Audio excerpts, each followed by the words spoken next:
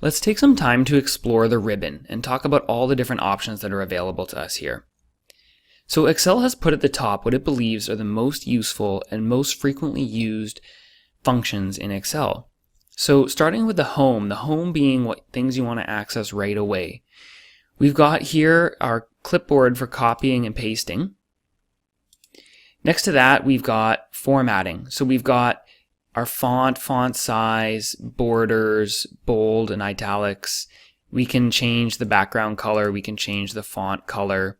We can also click on this here and access the format cells box where we can change a lot of detail. We can change the type of number. We can change the alignment, the font, the border, the fill. We can even protect worksheets, which we'll go through later in the course. Then you've got here some quick access to what we just were in here, which you can also access by pressing Control 1. I just press Control 1 like this as a shortcut to enter that quickly. And then we've got here conditional formatting. This will allow us to highlight or draw attention to cells that meet a certain criteria. For example, cells that may be greater than, less than, or contain a certain value that we want to highlight. This can be very useful in financial modeling. Here we've got the ability to change row height, row column, hide or unhide, and protect. We can also insert rows and delete rows. I'll show you the shortcuts for those later. And then we've got some editing functions here as well. So the home function is mostly formatting, and it's quick access stuff that you'll probably use on a regular basis. Well, I'll show you how to do everything here with the keyboard shortcuts. If you press Alt, just press Alt once on your keyboard and you'll notice that all of these letters pop up at the top here. This is a way of quickly figuring out what the shortcut is going to be. So pressing Alt once, I see that H is for the home section of the ribbon, N for insert, P for page layout, etc. So pressing Alt and then H brings me into the home area. I can now see what all these shortcuts are. So if I want to change the font, for example, I now press FF and I'm inside the font. Using the down arrow, I can select a different font. Next on the ribbon is the Insert tab. Again, to access it with the shortcuts, I press Alt and then N. So now I'm inside the Insert section of the ribbon. Here I can create pivot tables, add illustrations, and charts. Charts is probably the most common type of thing that we're going to insert. I could also insert a hyperlink, which could be used to reference an external website, or it could be actually used to reference locations in the Excel file. So I'll show you how to make hyperlinks within a file, which can be very useful. If you create a table of contents, you might want to link to several different parts of the Excel file via hyperlink. Symbols can also be useful. You may want to insert certain symbols like the delta sign, greater than, less than, a bullet point, these kind of things. That can also be quite useful. Let's look at the page layout section.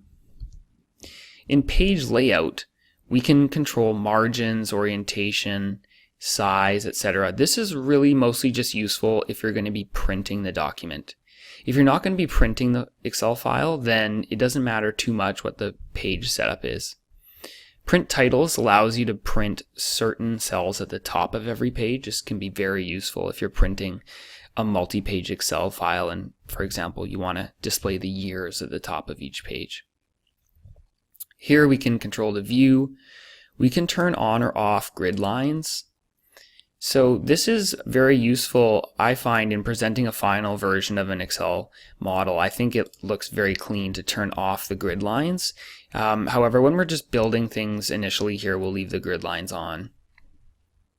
And then alignment can also be very useful for formatting. So this is our page layout section. Moving on to formulas. Here we can insert functions. This is the same as clicking the FX function here. So really you would more likely click on the actual formula bar than in here, but you can do it this way as well. And you can look by category, so you can have logical functions, time and date, math and trigonometry, etc. And then you may want to just look up and reference functions as well. That can be very useful. We've got here the name manager. The name manager is used for naming cells. So if, for example, we were to change the name of cell A1 to something else, then it would be recorded in our name manager here. And we'll walk through this in more detail later in the course. But for now, let's not use any names, so I'm just going to delete this. Moving on here, we can trace precedence and dependence. This is very helpful for auditing a model. We can see what formulas are dependent on other cells, and we can see what inputs are creating the outputs that we look at. And this will create a series of arrows like you see on the screen here in the example. And then you can remove the arrows when you're done auditing. So this is a very helpful form of auditing a model. On the data section of the ribbon, we've got here the ability to sort and filter, probably being the most common uses on the data part of the ribbon. And then we've got these data tools over here. Data tools can be very helpful. Data tools can allow us to do data validation, which is how we will create scenarios in Excel. And we can circle invalid data if we want to highlight something. So this can be very useful. And just using the shortcuts here again, I'm going to press Alt-A. And then I've got here W for what if. The what if analysis is very useful. We can do goal seek to find a specific value in a model as a result of changing inputs, and we can also create data tables. Data tables are a very powerful form of sensitivity analysis, and we'll walk through that in much more detail later in the course. Next, we have the review ribbon. Sometimes it's useful to run a spell check on your model. If you're typing quickly, you may have made some spelling mistakes, and you can also add comments, which are very helpful. Comments allow you to make notes about ways you've structured the model and things you think the reader of the model should know about it.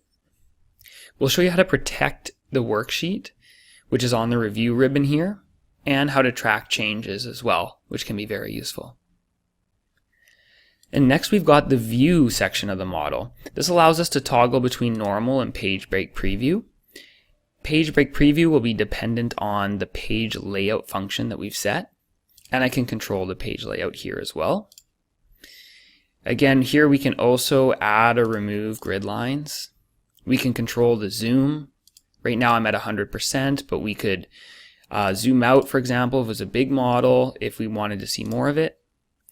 We can freeze panes. Freezing the panes is a very useful way of locking in part of the model. Say, for example, I wanted to see the years across the top of the model, even while scrolling down very, very far down below the model.